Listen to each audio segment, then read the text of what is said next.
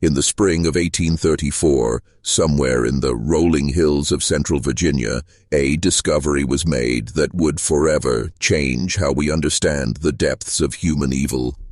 47 children, ages ranging from 6 to 16, were found chained in a basement beneath what appeared to be an ordinary farmhouse. The children bore no resemblance to each other, spoke different languages, and when questioned could only whisper one name through their tears: Mother Sullivan. The local sheriff's report, buried for over a century in the Henry County archives, described scenes so disturbing that 3 of the investigating officers resigned from duty within a week.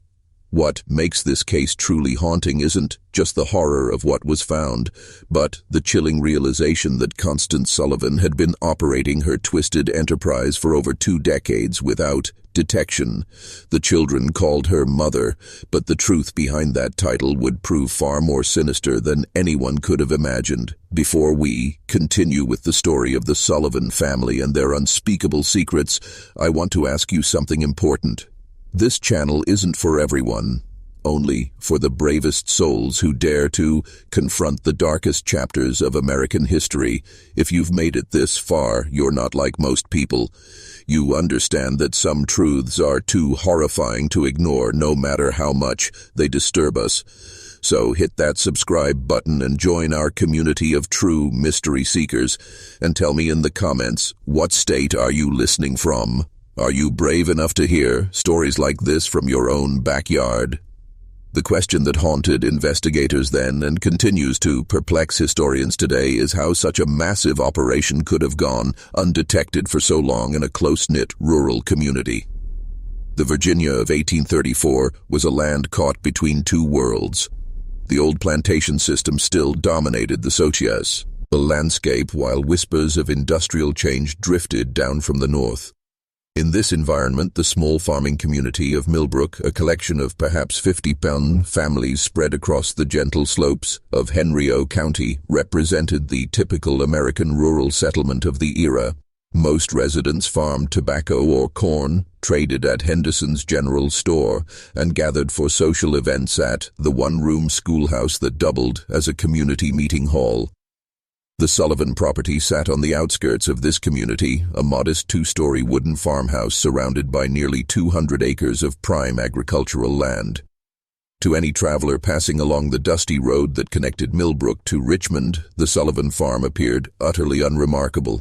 The house itself, built in the Federal style, popular during the 1810s, featured white-painted clapboard siding and a wraparound porch, typical of Virginia architecture. A red barn stood 60 yards behind the house with a chicken coop and smokehouse, completing the typical farmstead layout. What made the Sullivan property unique wasn't visible from the road. Ezra Sullivan, who had purchased the land in 1809 with money inherited from his father's tobacco fortune, had spent considerable effort expanding the house's basement.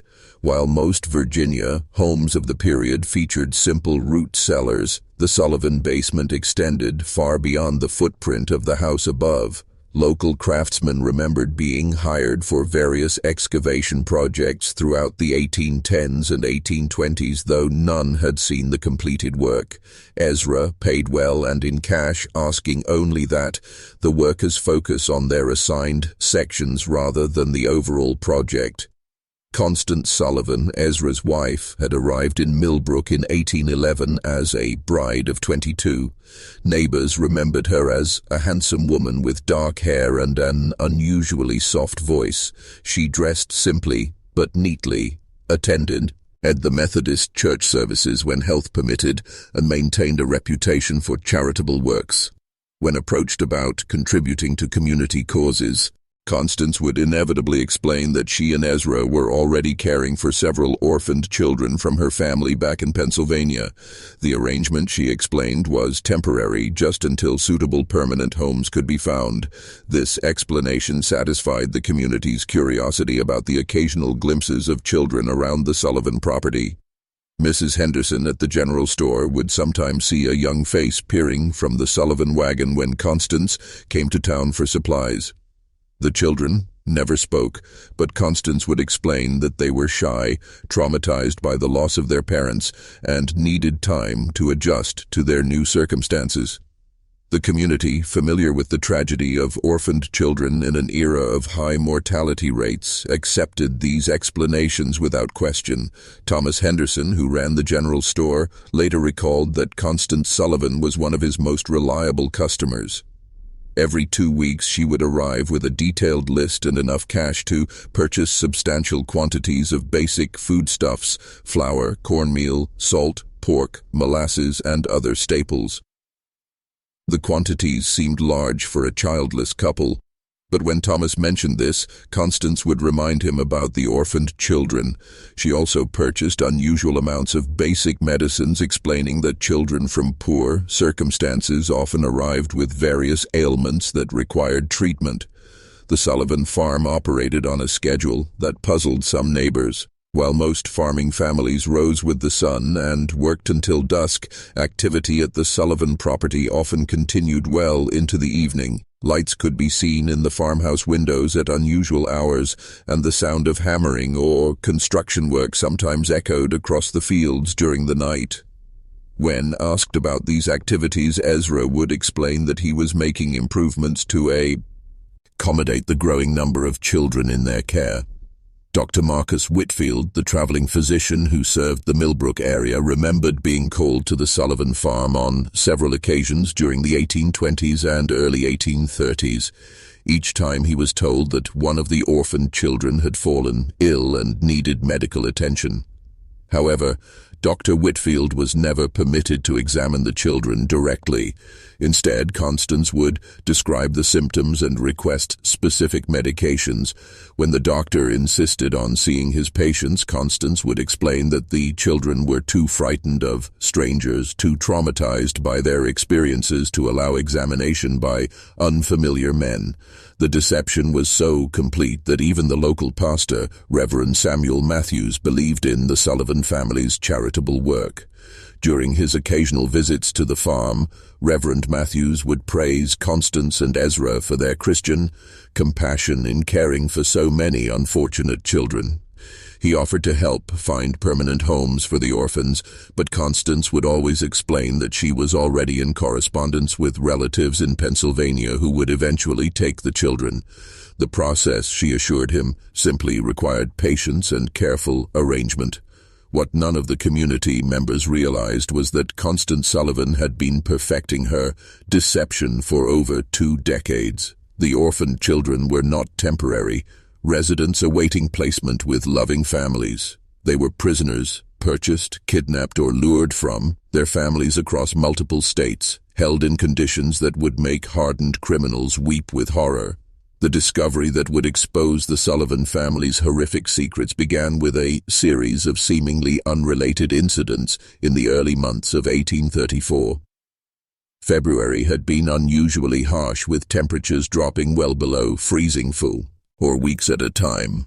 The bitter cold that gripped Virginia that winter would prove to be both a blessing and a curse for the 47 children trapped beneath the Sullivan farmhouse. On February 23, 1834, a traveling merchant named Jacob Stern was making his way from Richmond to Charlottesville when a violent snowstorm forced him to seek shelter.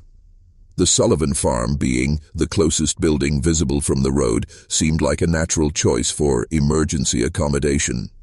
Ezra Sullivan, despite his obvious reluctance, could hardly refuse hospitality to a stranded traveler during such dangerous weather. Stern later described the evening as uncomfortably tense. Constance Sullivan served a simple meal of cornbread and salt pork, but conversation was stilted and awkward. The Sullivans seemed nervous, constantly exchanging glances and starting at every sound. When Stern asked about the children he had been told lived on the farm, Constance explained that they were all sleeping and mustn't be disturbed. The children, she said, had been ill with fever and needed their rest. What disturbed Stern most was the sound. Throughout the night, as he lay on a makeshift bed in the Sullivan parlor, he could hear what sounded like muffled crying coming from beneath the floor. When he mentioned this to Ezra the next morning, Sullivan claimed it was probably just wind whistling through gaps in the foundation. The sound was common in old houses, especially during cold weather. Stern accepted this explanation, but something about the Sullivans' manner continued to trouble him. The second incident occurred 3 weeks later on March the 15th. Mary Catherine Flynn, a young Irish immigrant traveling with her family to seek work in the tobacco fields around Richmond, became separated from their group during a river crossing. Exhausted and frightened, she made her way to the Sullivan farm. As darkness fell, Constance Sullivan took her in, offering food and shelter for the night. Mary Catherine was never seen alive again. When her family reported her missing to the sheriff in Richmond team, Hay described their last known location and the direction Mary Catherine had been heading. A search party was organized, but the vast expanses of Virginia wilderness made finding a single missing person nearly impossible. The search was called off after a week, and Mary Catherine Flynn was presumed to have died of exposure or been killed by wild animals. The final incident that would lead to the discovery occurred on April 2, 1834. A local farmer named William Hutchinson was hunting rabbits in the woods that bordered the Sullivan property when he heard something that stopped him cold. From somewhere near the Sullivan farmhouse came the sound of children screaming. Not the ordinary cries of youngsters at play, but raw, desperate shrieks of pure terror. Hutchinson crept closer to investigate, hiding behind a stand of oak trees about 50 yards from the Sullivan house. For nearly an hour he watched and listened. The screaming continued intermittently, always seeming to come from beneath the house rather than from inside it. At one point, he saw Ezra Sullivan emerge from what appeared to be a cellar door on the side of the house. Sullivan looked around nervously, then disappeared back underground. When Hutchinson reported what he had witnessed to his neighbors, opinions were divided. Some suggested that the orphaned children might be more troubled than the Sullivans had indicated, perhaps requiring discipline or medical treatment that could be distressing. Others, however, began to remember odd details that hadn't seemed important before. The unusual amounts of food Constance Sullivan purchased, the strange sounds neighbors occasionally heard at night, the fact that none of the supposed orphans had ever been seen in town or at community gatherings. Sheriff Benjamin Crawford, a veteran lawman who had served Henrico County for over 15 years, initially dismissed the concerns as neighborhood gossip. However, when William Hutchinson approached him directly and insisted on filing a formal complaint, Crawford agreed to investigate. The law required him to follow up on reports of potential child abuse regardless of his personal opinion of the accusers. On the morning of April 8, 1834, Sheriff Crawford rode out to the Sullivan farm, accompanied by his deputy, Marcus Webb. They arrived just after sunrise, expecting to conduct a routine inspection that would put the community rumors to rest. Constance Sullivan met them at the door, her manner calm and welcoming. She invited the officers inside for coffee and expressed concern about the gossip circulating in the community. The conversation began normally enough. Constance explained again about the orphaned children, showed the officers letters she claimed to have received from relatives in Pennsylvania, and offered to arrange for the children to meet with Sheriff Crawford once they recovered from their recent illness. Everything seemed perfectly reasonable until Deputy Webb asked to use the privy. As Webb walked around the side of the house, he noticed something that made his blood run cold. The cellar door that William Hutchinson had seen Ezra Sullivan using was secured with 3 separate padlocks. Heavy chains wrapped around the door handles, and the wood around the locks showed signs of desperate clawing, as if someone had tried to scratch their way out from the inside. When Webb returned to the house and quietly informed Sheriff Crawford about what he had observed, both men knew they were dealing with something far more serious than community gossip. Crawford politely asked Constance to show them the cellar, explaining that a thorough inspection would help put the rumors to rest. The change in Constance Sullivan's demeanor was immediate and chilling. Her face went pale, Her hands began to tremble and she began stammering about how the cellar was dangerous, how the children weren't allowed down there, how there was nothing to see but old farm equipment and storage. That was when they heard it. From somewhere beneath their feet came the sound of children crying, followed by a weak voice calling for help. The sound was muffled but unmistakable, and it was coming from directly below the kitchen where they stood. The immediate aftermath of that first discovery would haunt Sheriff Crawford for the rest of his life. When he and Deputy Webb forced open the cellar door, the stench that rose from the darkness below was overwhelming. A mixture of human waste, unwashed bodies, and something else that Crawford later described as the smell of despair itself. The basement that Ezra Sullivan had spent over 2 decades constructing was a masterpiece of calculated cruelty. The main chamber stretched far beyond the footprint of the house above, extending into the earth like an underground warren. Stone walls, carefully mortared and designed to muffle sound, created a series of interconnected rooms. The largest chamber, directly beneath the kitchen, housed most of the children.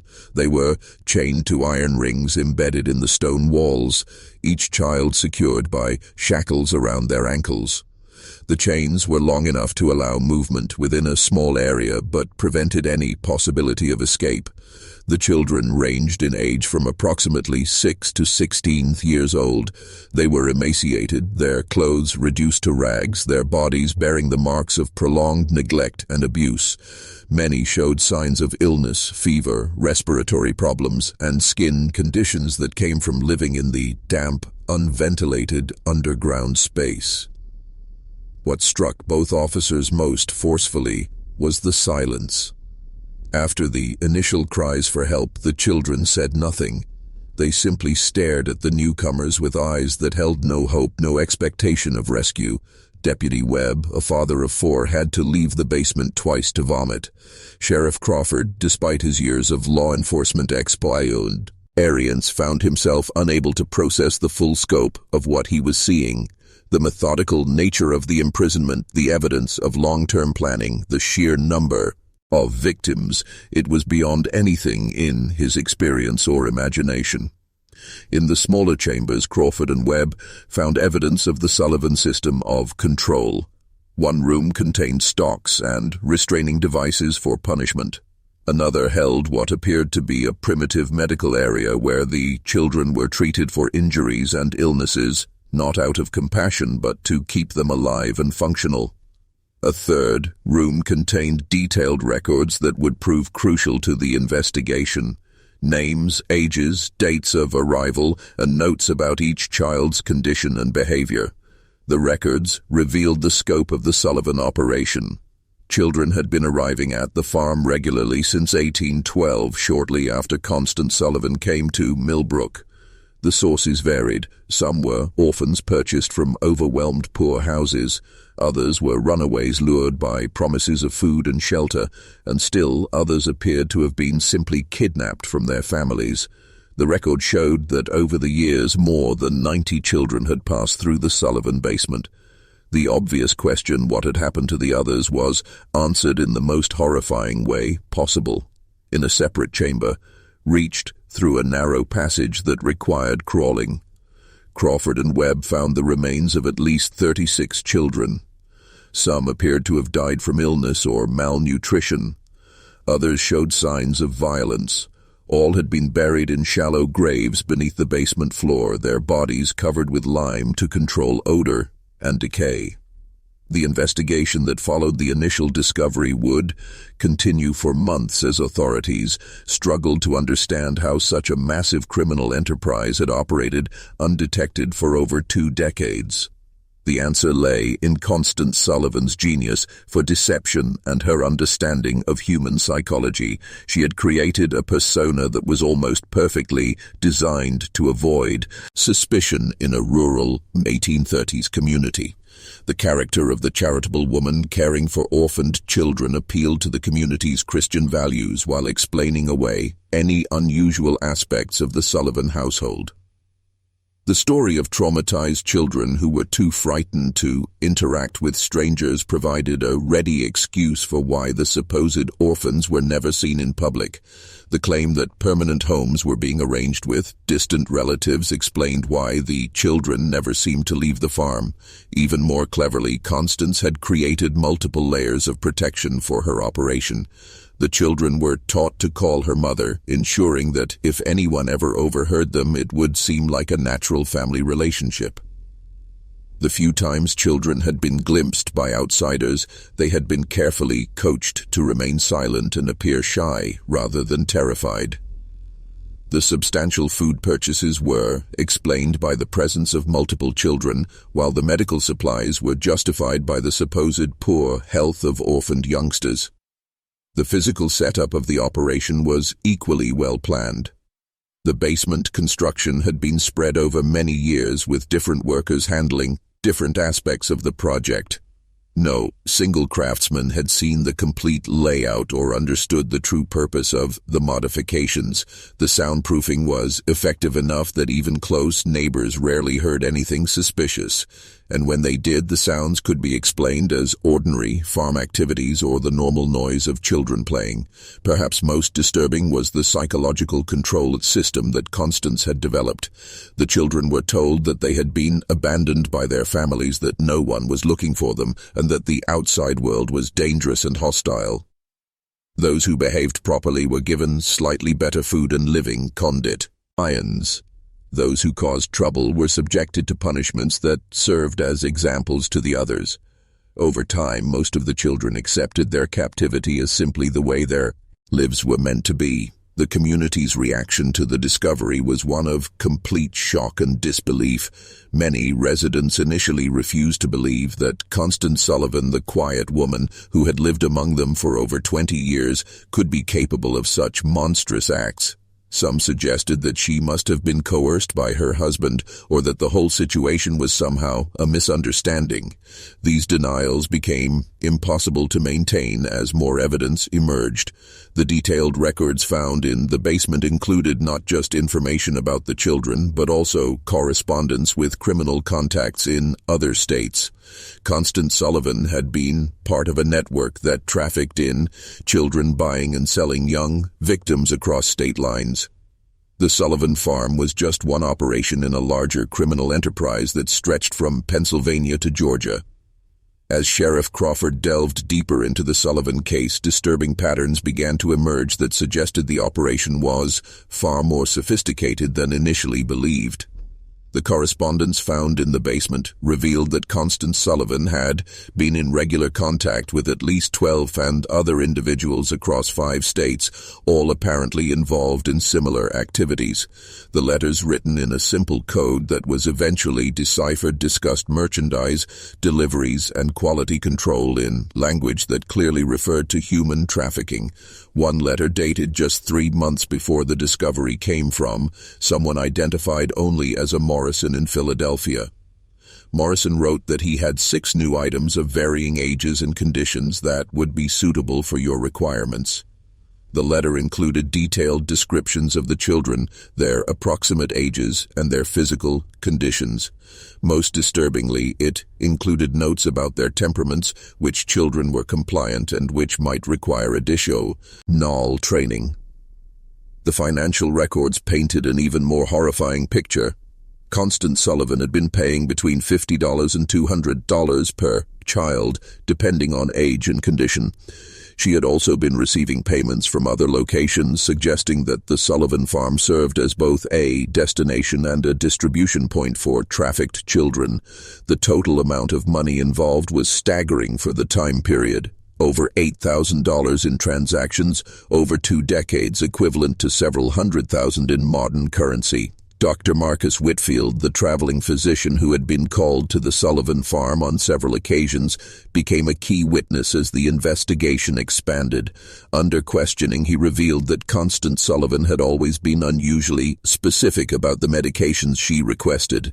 She had detailed knowledge of treating malnutrition, respiratory infections, and other conditions common in severely neglected children. She had also asked for sedatives and other drugs that could be used to control difficult prisoners. The doctor's testimony led to another chilling realization. Constance Sullivan had been systematically studying how to keep large numbers of children alive under conditions of extreme deprivation. The medical supplies she purchased, the questions she asked, even the layout of the basement, everything was designed to maximize the survival rate of her prisoners while minimizing the resources required to maintain them. Local businessman Thomas Henderson provided additional pieces of the puzzle.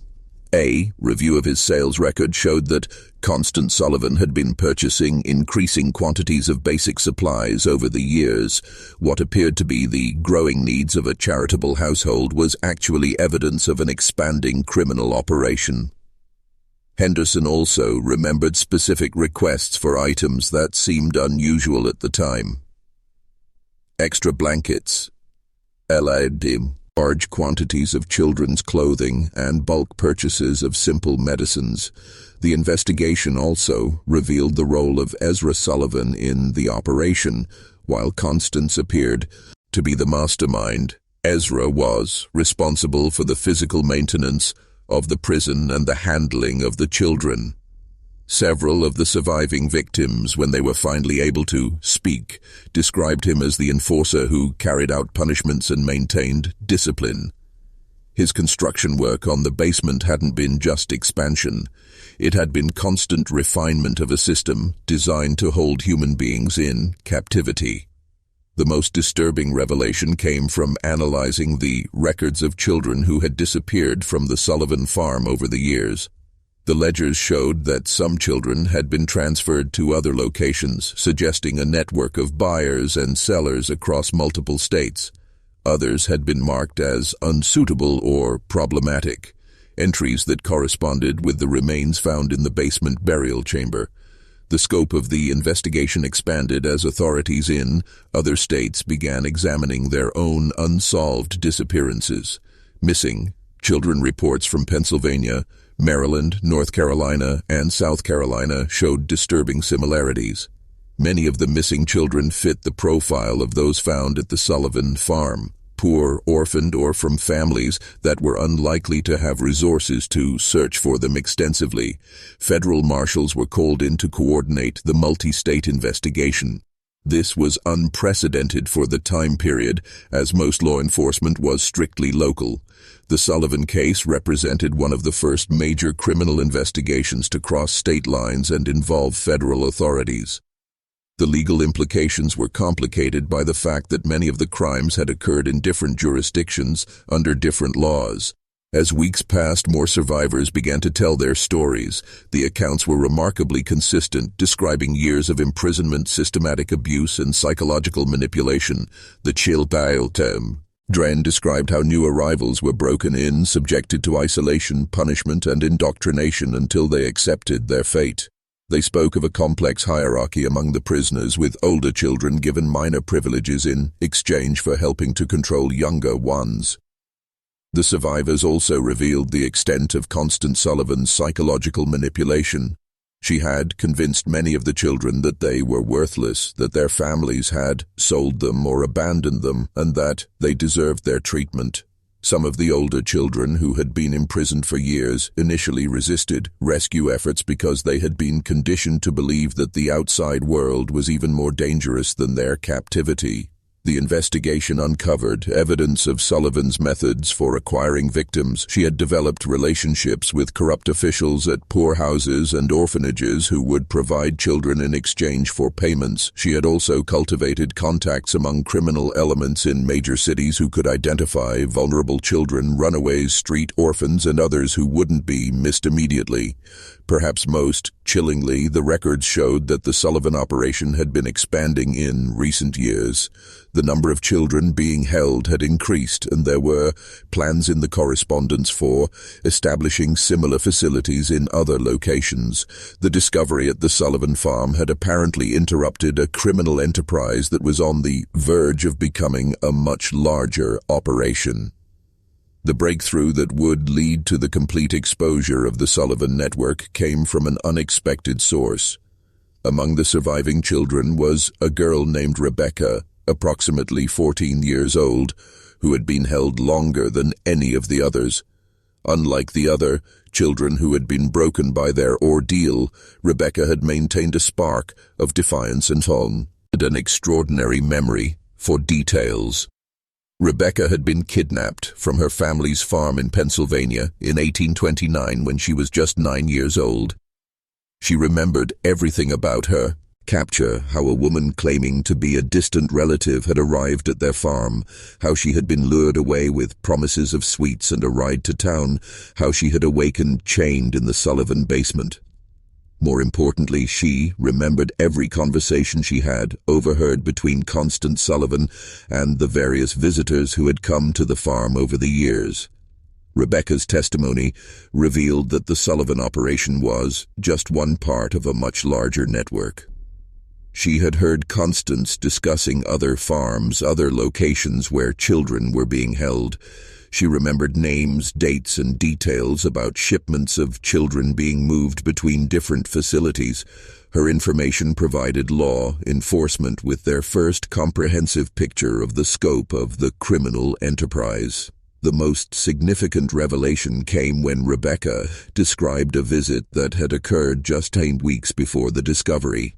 A well-dressed man had arrived at the farm in an expensive carriage accompanied by 2 other men. Rebecca had been selected along with 3 other children to be inspected by the visitors. The man had examined them carefully, checking their teeth, their muscle tone, and their general health like a buyer evaluating livestock.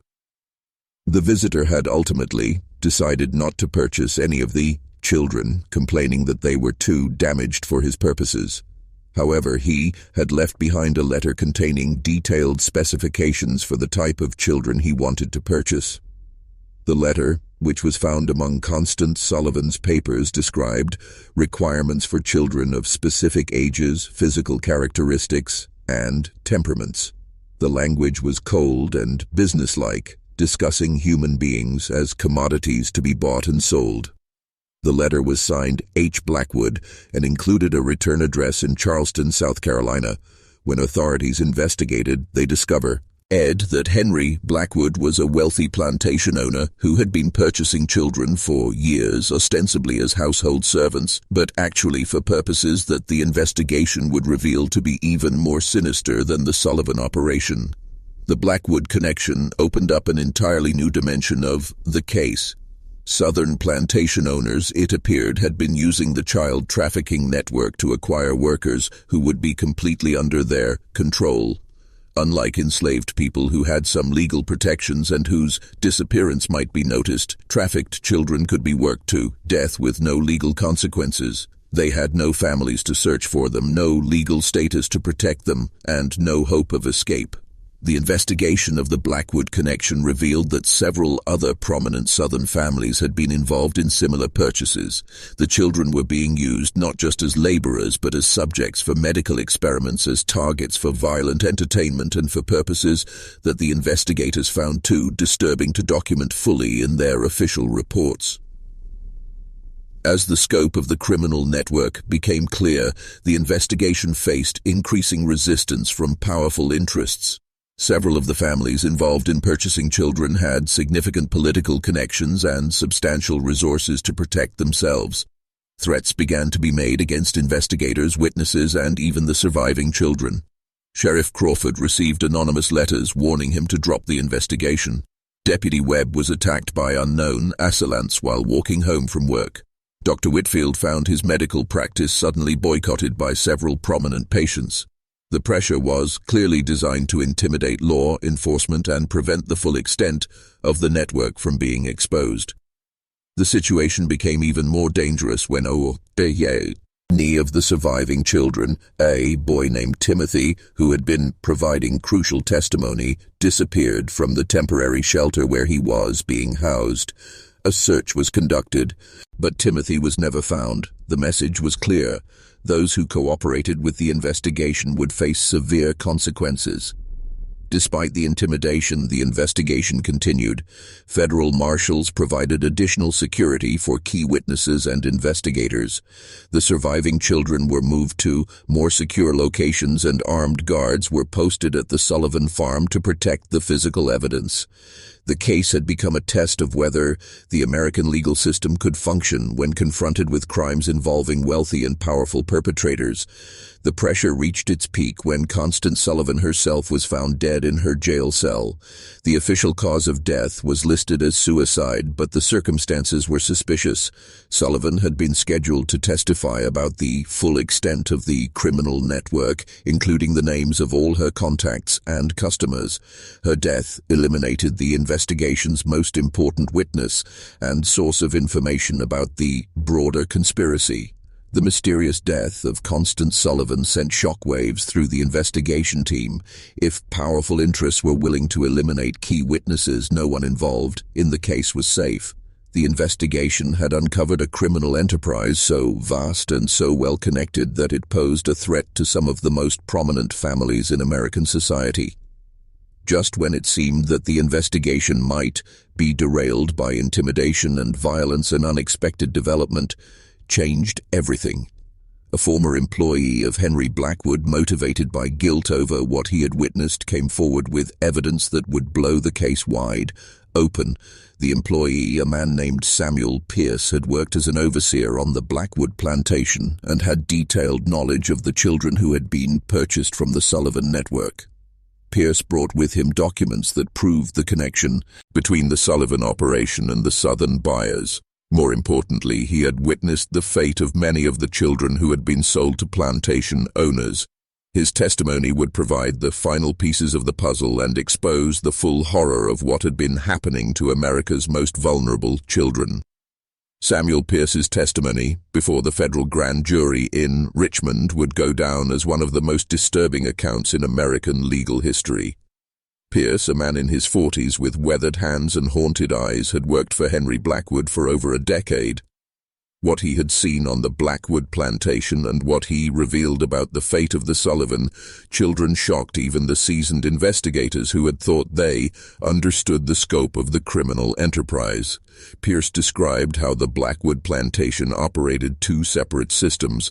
The main plantation used enslaved labor for cotton production, operating under the typical though brutal economic model of Southern agriculture. However, Blackwood had also established what Pierce called the experimental quarters, a separate facility where the trafficked children were held for purposes that had nothing to do with agricultural production. The children purchased from the Sullivan network were used as subjects for medical experiments that Blackwood conducted with several associates, including 2 physicians from Charleston Medical College. The experiments were designed to test the limits of human endurance, to study the effects of various drugs and treatments, and to satisfy the scientific curiosity of men who viewed the children as laboratory animals rather than human beings. Pierce's most damning testimony concerned the detailed records that Blackwood maintained of these experiments. The plantation owner had documented everything: the children's reactions to different treatments, their survival rate under various conditions, and the progression of diseases that were deliberately introduced to study their effects. The record showed that Blackwood and his associates had been conducting systematic torture disguised as medical research. The testimony revealed that at least 37 children from the Sullivan network had been sold to Blackwood over the years.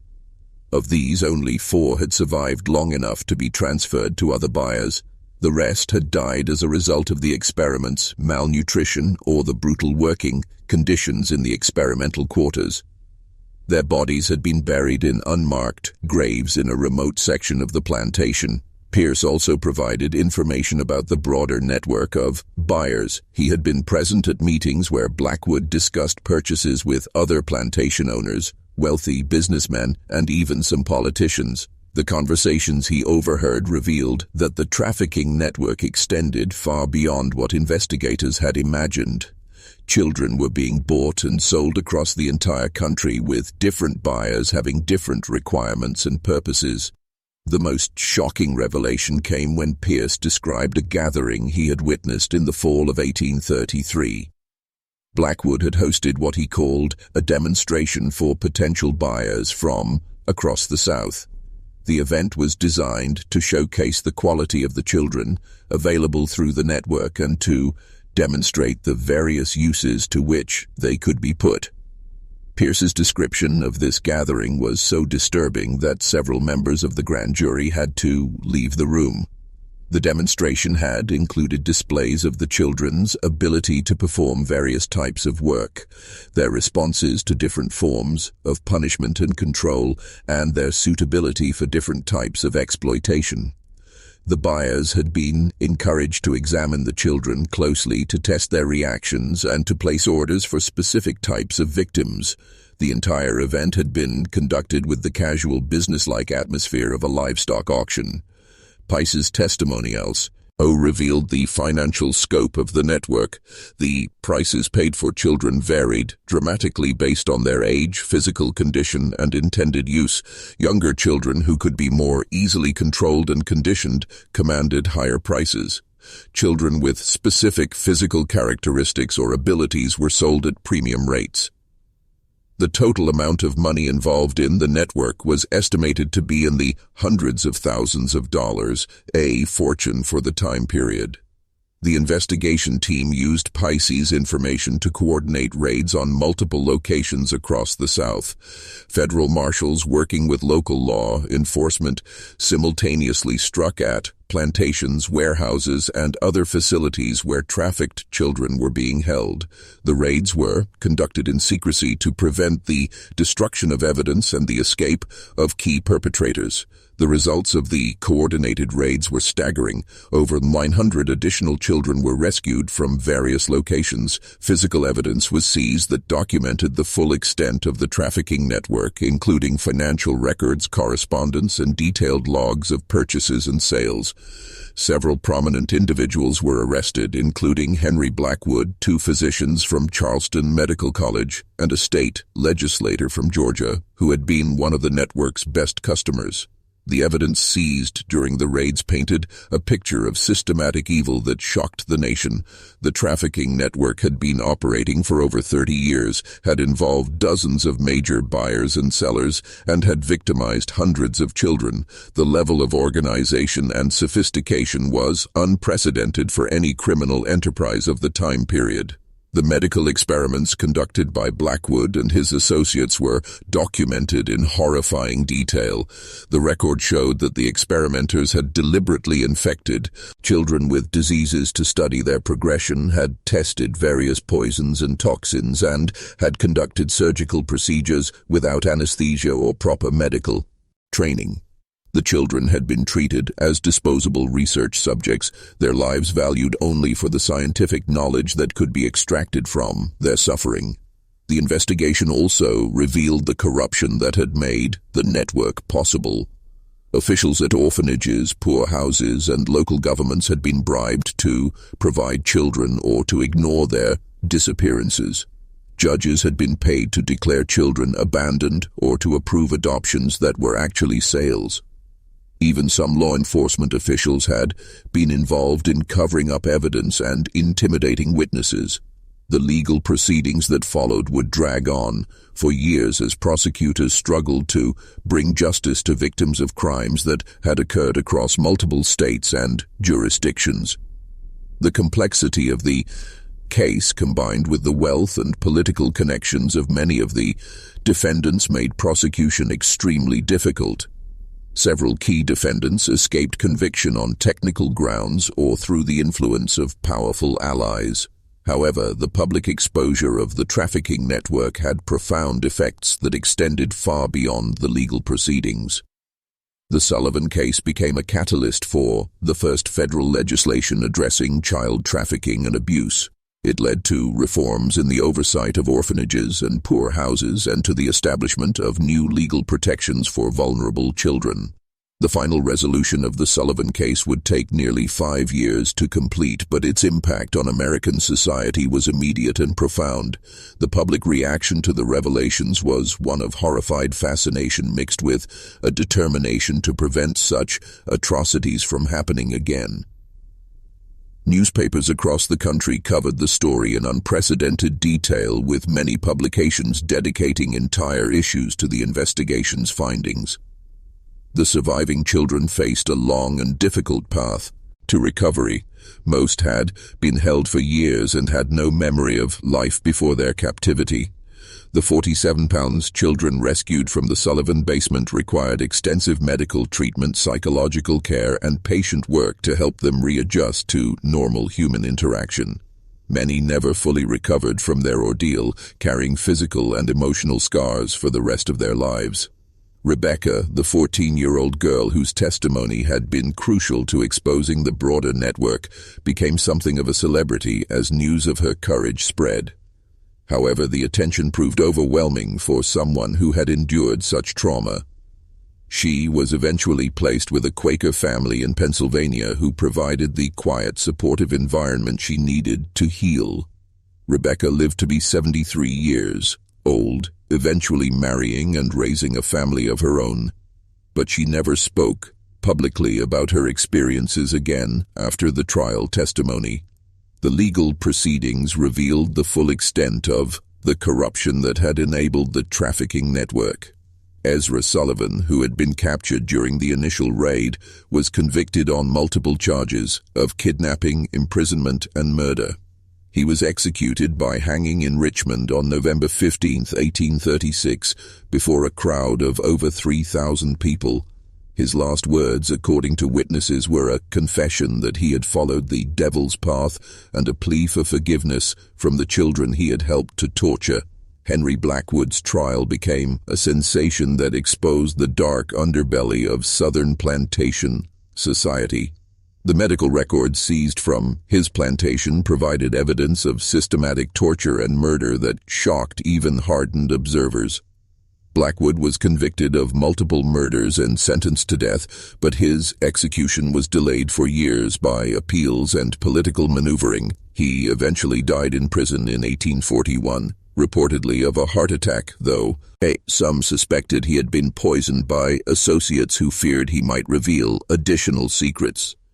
The two physicians from Charleston Medical College who had participated in the experiments were expelled from the medical profession and sentenced to long prison terms. Their cases led to new regulations governing medical research and the treatment of human subjects. The medical college itself faced a scandal that nearly resulted in its closure as investigators revealed that several other faculty members had knowledge of the illegal experiments but had failed to report them. The investigation's most frustrating aspect was the number of powerful individuals who escaped justice despite clear evidence of their involvement. Several wealthy plantation owners fled to Europe before they could be arrested. Others used their political connections to avoid prosecution or to receive minimal sentences that didn't reflect the severity of their crimes. A state legislator from Georgia who had been one of the network's major customers was censured by his legislature but never faced criminal charges. The financial investigation revealed that the trafficking network had generated enormous profits for its organizers. Constance Sullivan alone had accumulated over $12,000 in profits over her 20-year operation, a sum equivalent to several £100,000 in modern currency. Much of this money was never recovered as it had been invested in legitimate businesses or hidden in accounts that investigators couldn't trace.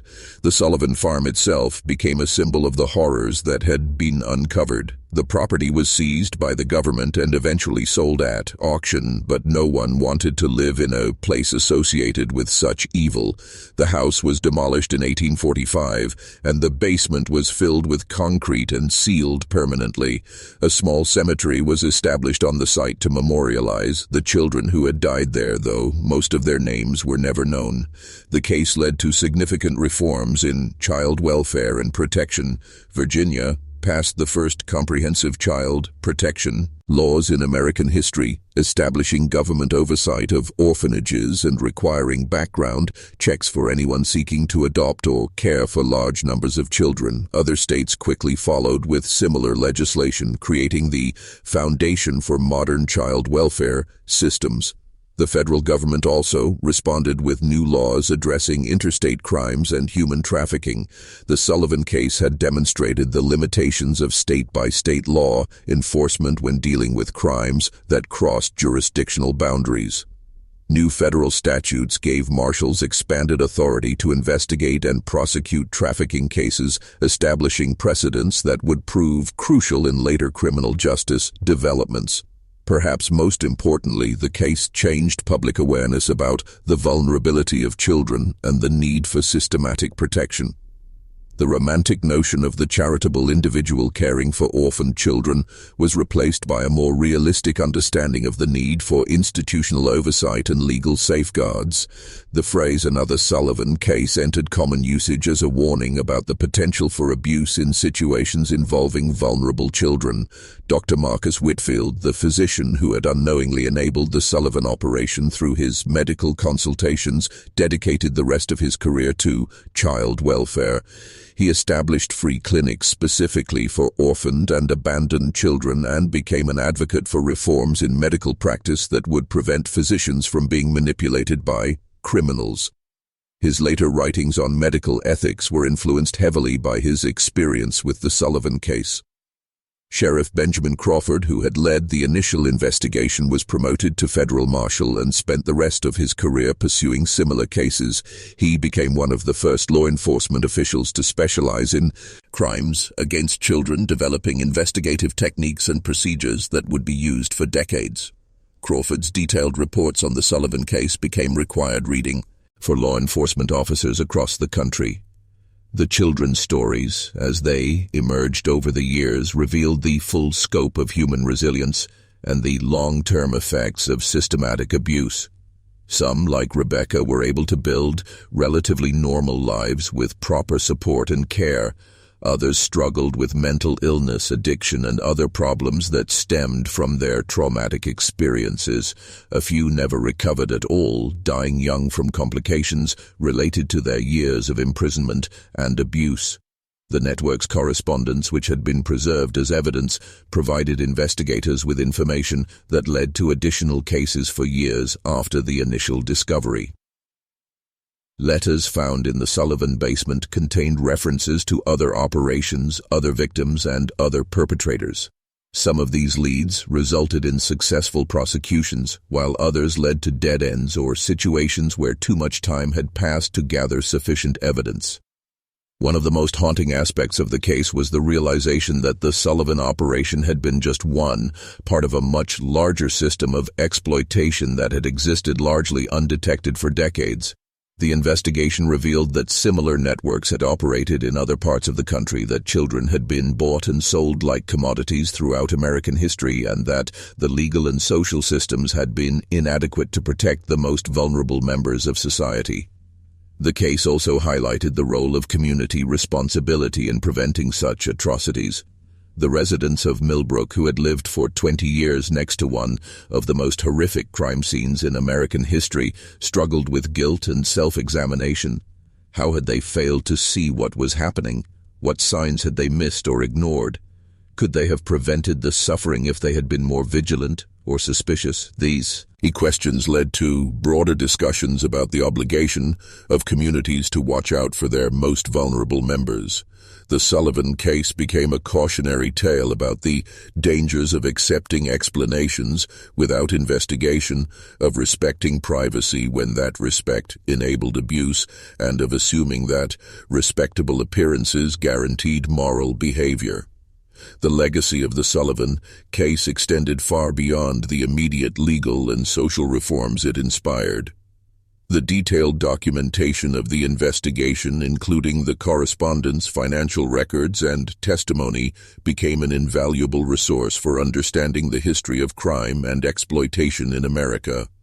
Historians, criminologists, and social reformers would study the case for generations, using it to understand how systematic evil could flourish in apparently normal communities. In the end, the Sullivan family's reign of terror was brought to an end not by sophisticated police work or advanced investigative techniques, but by the simple courage of ordinary people who refused to ignore obvious signs of trouble. William Hutchinson's decision to report what he had heard. Sheriff Crawford's willingness to take community concerns seriously, and Rebecca's determination to testify despite her trauma. These individual acts of moral courage were what ultimately exposed one of the most horrific criminal enterprises in American history. The basement where 47,000 children were found chained has been sealed for over a century, but the echoes of their suffering continue to remind us of the importance of vigilance, courage, and compassion in protecting those who cannot protect themselves. The Sullivan case stands as both a testament to human evil and a reminder of the power of individual conscience to overcome even the most entrenched systems of exploitation and abuse.